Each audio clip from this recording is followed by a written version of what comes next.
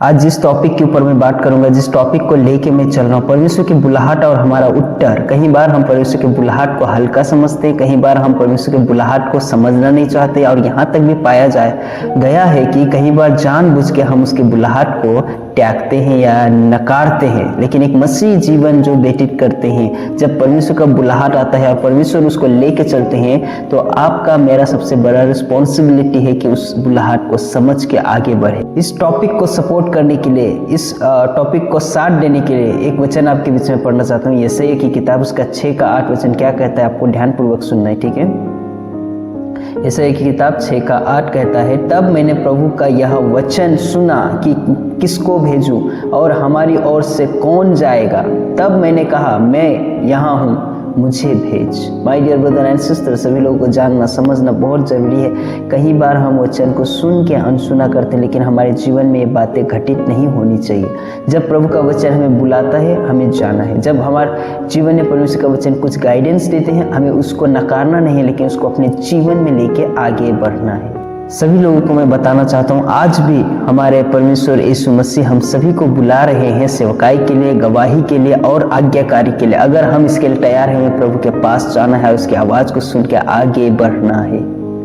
प्रश्न यह नहीं है कि परमेश्वर आपको मुझे बुलाता है या नहीं, प्रश्न यह है कि परमेश्वर का आवाज़ को सुन के आप कितना तेजी से परमेश्वर की ओर चलते हो और अपने जीवन को समर्पित करके आगे बढ़ते हो। पहली बात आपके बीच में रखना चाहता हूँ, बुलाहट परमेश्वर की ओर से आता है। परमेश्वर की कॉलिंग है जो आपको समझना बहुत जरूरी है। कई बार परमेश्वर की बुलाहट को हम हल्के में लेते हैं, कई बार परमेश्वर की बुलाहट को हम समझ के भी अनबुझ जैसे करते हैं, लेकिन हमारे जीवन में नहीं होनी चाहिए। एक चीज आपको ध्यान रखना होगा और अपने दिमाग में गांठ बांध के चलना होगा कि सेवकाई आपकी मन की भावनाओं में नहीं टिका होना चाहिए, या फिर आपका इमोशन में नहीं होना चाहिए। आपका जीवन का समर्पित प्रभु के लिए होना चाहिए, तब जाके आप सेवकाई में टिक सकते हो या सेवकाई को सफलता के साथ कर सकते हो। आज बुलाहट बहुत सारे आता है, अलग अलग प्रकार से, अलग अलग चीज़ों से। कई बार पास्टर के मैसेज के द्वारा, कई बार पास्टर सामने से भी बोलते हैं, और कई बार ऐसा भी पाया गया है कि उनके जीवन में कुछ इंसिडेंट होने के बाद में उस तरीके से उनके जीवन में बुलाहट आता है। लेकिन आपको अपना बुलाहट को समझना और उसको लेके चलना सबसे बड़ा परमेश्वर के लिए आनंद की बात है। जितने भी सुनते हैं मुझे, जितने भी देखते हैं मुझे, सभी को एक बात बताना चाहता हूँ, सेवकाई मन की भावनाओं में नहीं और मन की धारणा में टिका नहीं रहता। वो आपका जीवन का खुद का, आपका स्वयं समर्पित इंपॉर्टेंट है। जितने भी है जो कोई मुझे देखते हैं, बहुत ध्यानपूर्वक आपको मेरे वीडियो को देखना है, सुनना है, ठीक है। सो बुलाहट बहुत टाइम, बहुत समय परमेश्वर हमें बुलाते हैं। अगर उसके शब्द को, आवाज को हम सफलता के साथ सुनते हैं, समझते हैं, तब जाके हमारे जीवन सफल बनता है। जितने भी मुझे देखते हो, सुनते हो, ध्यान से सुनिए। जो बुलाहट परमेश्वर की ओर से आता है, वो हमारे जीवन का उज्जवल भविष्य रहता है। पहला बुलाहट परमेश्वर हमारे जीवन के लिए रहता है, और उस बुलाहट को अगर हम समझ के चलते हैं तो परमेश्वर के राज्य बहुतायत से बढ़ता है। यीशु मसीह हमें स्वयं बुलाते हैं, और आपको ये भी पता रहेगा, परमेश्वर होने के बावजूद उन्होंने स्वयं मिनिस्ट्री को चुना, सेवकाई को चुना, और उन्होंने 3.5 साल मिनिस्ट्री इस संसार में किए, और अपने जीवन के द्वारा एक बेस्ट नमूना बन के वो स्वर्ग में चले गए। दूसरी बात आपको मुझे जानना समझना बहुत जरूरी है, बुलाहट सिर्फ शब्द नहीं, या फिर सिर्फ सुन के आपको सुन के छोड़ने वाले नहीं बनना, लेकिन उसमें कार्य करना और उसको सुन के समझ के आगे बढ़ना आपका मेरा जिम्मेदारी बनता है।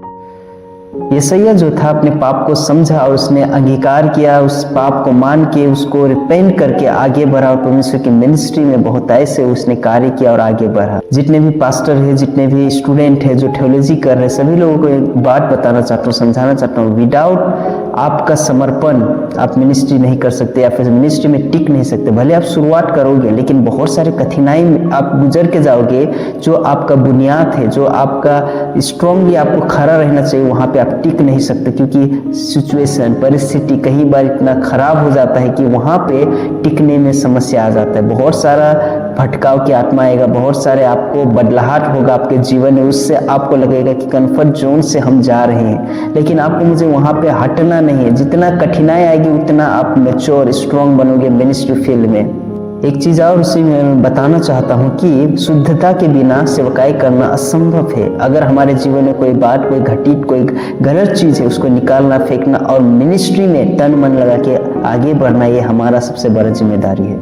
जब आप मिनिस्ट्री में आने का या मिनिस्ट्री करने का आप जब निर्णय करते हो, आपका जो उत्तर, आपका जो प्रश्न आपके पास्टर के बातों पे नहीं टिका होना चाहिए, आपका परिवार के बातों पे नहीं टिका होना चाहिए, लेकिन आपका खुद का निर्णय बहुत इंपॉर्टेंट है। उसके द्वारा ही आप आगे बढ़ सकते हो, क्योंकि मिनिस्ट्री में शुरुआत में सब आपके साथ में रहेंगे, लेकिन करना आपको अकेला पड़ता है, अकेला आपको लड़ना पड़ता है, अकेला आपको प्रीचिंग करना पड़ता है, अकेला आपको मिनिस्ट्री को उस मुकाम में लेके जाना पड़ता है। कई बार परिवार भी साथ में रहते, कई बार आपके रिश्तेदार भी साथ में रहते, लेकिन एक आपके साथ रहता है, वह है सर्वशक्तिमान परमेश्वर यीशु मसीह। जैसे कि हमने वचन को पढ़ा, वचन में क्या कहता है, मैं यहाँ हूँ, कोई दबाव नहीं, कोई जबरदस्ती नहीं, पूरे उमंग के साथ, खुशी के साथ, आनंद के साथ में वो अपने आप को दर्शाता है, दिखाता है कि मैं यहाँ हूँ, मुझे भेज, मैं जाऊँगा।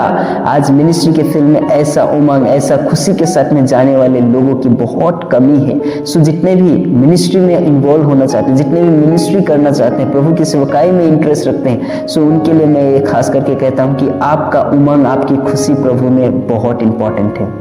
कोई भी बहाना मिनिस्ट्री में नहीं चलता, कोई बहाना नहीं, कोई दबाव नहीं, कोई भी नाना प्रकार की चीजों को रखकर या कुछ चीजों को पाने की अपेक्षा से मिनिस्ट्री में मत आइए, लेकिन जीवन अपना परमेश्वर के ऊपर हाथों में समर्पित करके जब आप मिनिस्ट्री करते हो, परमेश्वर बहुतायत से आपको ब्लेस करेंगे। एक चीज आपको मैं बताना चाहता हूँ, परमेश्वर को प्रेजेंटर नहीं चाहिए, प्रेजेंट करवाने वाले चाहिए। परमेश्वर को ये लोग पसंद है जो सिर्फ आने वाले नहीं, उनको लाने वाला आपको बनना है। हमेशा आप जाके, कई बार आप प्रेजेंट होते हो, वहां पे इन्वॉल्व होते हो, लेकिन कब तक, लेकिन आपको उनको भी इन्वॉल्व करने वाला बनना है।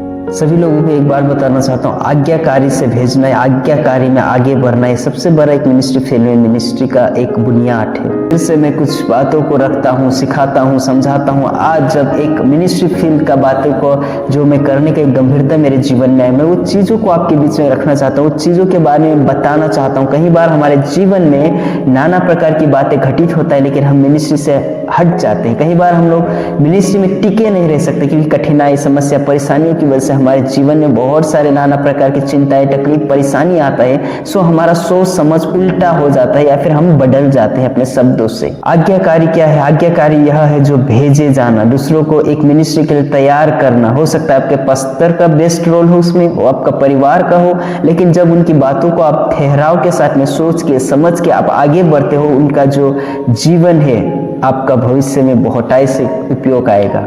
जो भी मेरे वीडियो को देखते हैं, मुझे सुनते हैं, सभी लोगों को एक बात बताना चाहता हूँ, मिनिस्ट्री आरामदायक नहीं है, थोड़ा कठोर है, लेकिन आपको डाइजेस्ट करना पड़ेगा इस बातों को, इस चीज़ को। अगर मिनिस्ट्री में आने का आपका अपेक्षा है, मिनिस्ट्री में आने का इंटरेस्ट है, लेकिन आपको एक चीज़ अपने जहन में गांठ बांध के चलना होगा कि ministry is not easy. Ministry मजाक नहीं है। मिनिस्ट्री करने के लिए आपको अपने आप को आत्मिक रीति से तैयार होना होगा, वचन को आपको समझना होगा, क्योंकि कई बार आप देखोगे पास्टर बनना आसान है, लेकिन वचन में चलना बहुत डिफिकल्ट है, या फिर वचन को लेके चलना उससे भी ज़्यादा दिक्कत हो जाता है हमारे जीवन में।